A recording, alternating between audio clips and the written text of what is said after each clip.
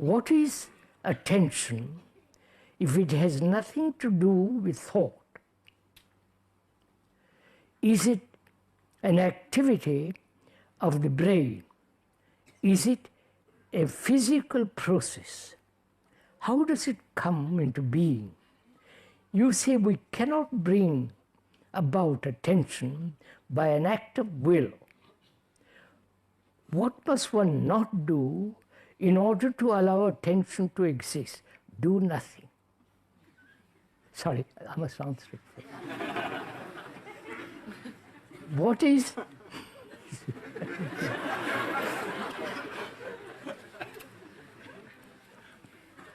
what is attention if it has nothing to do with thought? Is it an activity of the brain? Is it a physical process? How does it come into being? You say we cannot bring about attention by an act of will. What must one not do in order to allow attention to come into being? Right? You've got the question. He's asking, what is attention? Is it a physical act? Is it the movement of thought? Is it an action of desire, which is the essence of will? Desire is the essence of will, right? How does this attention come about? Which is, can it come naturally, easily, without making tremendous effort, going to colleges or attending some guru, being trained? Can it all come about, this attention, naturally? We're going to talk over together, right? We are going to look at the question, not the answer. The question is, what is attention?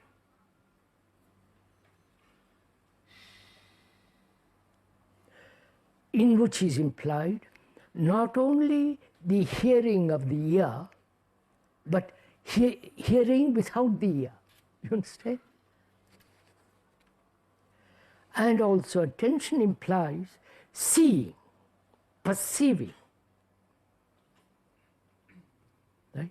Seeing visually, but also seeing with the inner eye, as it were. Right? And attention also means learning, right? Agree? Seeing, hearing, and learning. Those three things are implied, which means, what is learning?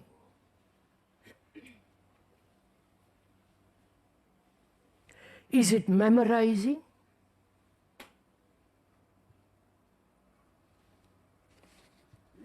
You're following me? Somebody says, I don't want to go on talking to myself.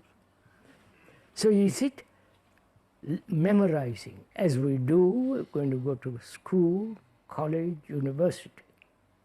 Memorizing, storing up knowledge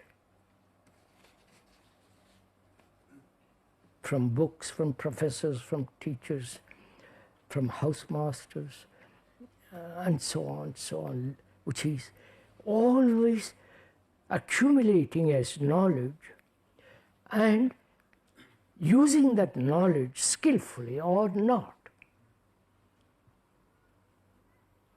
Right? Carpenter, an apprentice to a master carpenter is learning the nature of the wood, what kind of wood, the grain, the beauty of the wood, the feeding of the wood, and the instruments which he is employing, and so on. He is learning.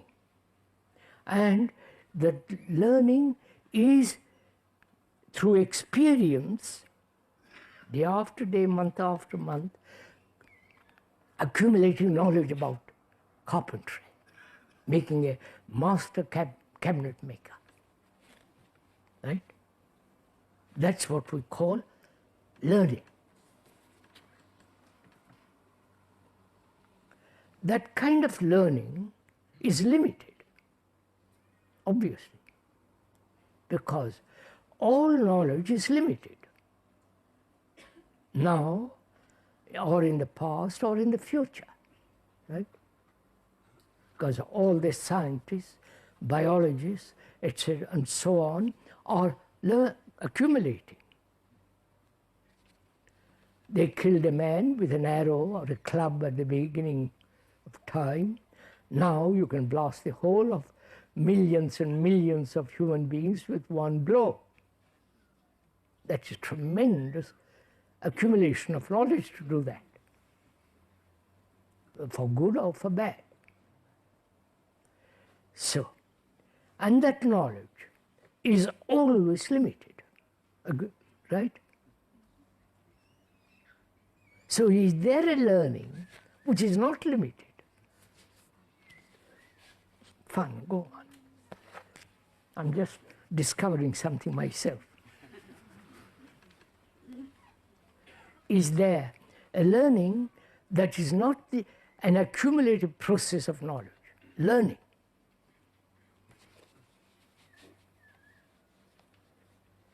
In which is implied hearing, not only the words, the significance of the words, your reactions to the words, your responses to certain favorite words, like love and hate and all the rest of it. And also seeing without any prejudice, seeing without the word. You understand? Can you look at a tree without the word? You understand? Have you ever done all this? That means seeing without direction, without motive, without any network of thought or blocking the seeing. And learning, which is a limitless process. So attention implies all that, plus, or the beginning of it, is to be aware, right? Are we aware, as we sit here, the extent of this tent,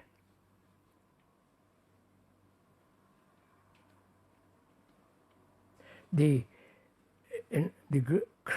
great number of people accumulated here, and the number of posts along there.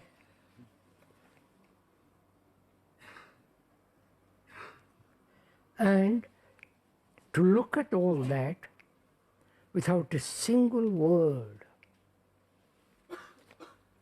to be aware. But in that awareness, you begin to choose. I like that blue shirt better than what I'm wearing. Right? I like that the way that your hair is done better than mine. Right? You're always comparing, judging, evaluating, which is choice, and to be aware without choice. You understand? Will you, as we are talking, will you do all this? Or you're just listening to words? If we are doing this, then you begin to discover awareness is entirely different from concentration. Concentration implies focusing all thought on a particular subject, on on a particular page, on a particular word, which implies cutting off all other thoughts, building a resistance to every other thought, which then becomes narrow, limited, right? So concentration is limited. But you have to concentrate when you're doing something, washing dishes. You have to wash the dishes very carefully. The right kind of soap, right kind of water, you know, all this. And awareness without choice, which means without concentration. To be aware of all this without judging, evaluating, condemning, comparing. And from that, move, which is attention, right? Which is natural. That is, I want to listen to this story you're telling me. Very exciting thriller. And I listen to you very carefully. Or you're telling me something very, very serious. And I'm so eager, so attentive to understand what you're saying. I understand what I'm thinking about, that's irrelevant. But I'm tremendously concerned with what you are saying. Therefore, I'm all attention, all my nerve, my whole being say, what are you talking about? I want to understand. In that attention, there is no me, right? I get it? When there is this tremendous attention, which means all your energy is given to understand what you are saying, I'm not thinking about myself. Therefore, there is no center in me that says I must attend.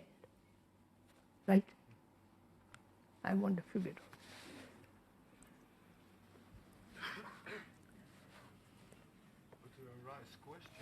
Come on.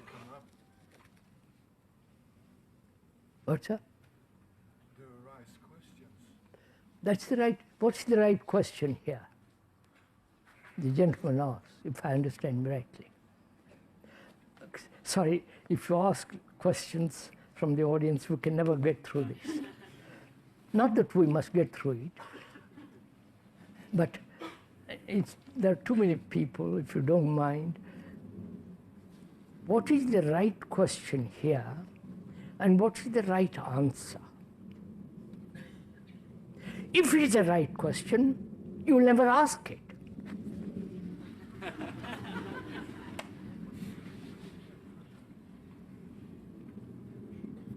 Now, this is not just cleverness. A right question, if you put it, you have the answer. But the right question is not put because you want an answer, you are concerned, you are worried, you are biased, you follow?